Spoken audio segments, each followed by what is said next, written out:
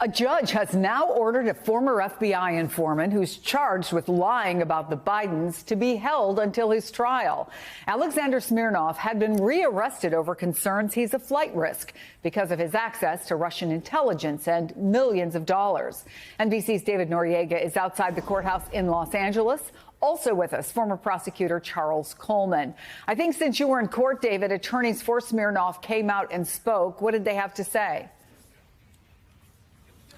Chris, the main thing they said is that they intend to appeal the decision to the Ninth Circuit, the decision keeping Smirnov in prison until his trial begins. Now, there were a couple of interesting things that happened in court today. First of all, this was the first time that we've actually seen Smirnov, that the public has gotten a chance to see Smirnov. He's a 40-something man with a salt and pepper beard and close cropped hair. The defense was arguing that he should be allowed to go free because he is a first-time nonviolent offender. They used Bernie Madoff as an example.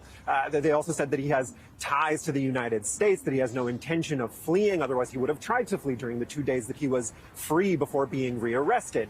The judge wasn't amenable to these arguments. At one point, he said that there is, quote, nothing garden variety about this case, and almost sort of laughed off the idea that something as crude as an ankle bracelet could keep someone like Smirnov from fleeing the country. The prosecution's argument was really based on what they say are Smirnov's extensive ties to foreign intelligence, particularly Russian intelligence, which they say could help resettle him somewhere outside of the United States, and the fact that he lied about having access to $6 million in liquid funds. That's, again, according to the prosecution. One last little nugget that we got from this that sheds, I think, a little bit of light on Smirnov as a character, who up until this point has been pretty shadowy, is that the U.S. Marshals opted to arrest him at his lawyer's office rather than at home because they say he owns 9 firearms, including an assault rifle.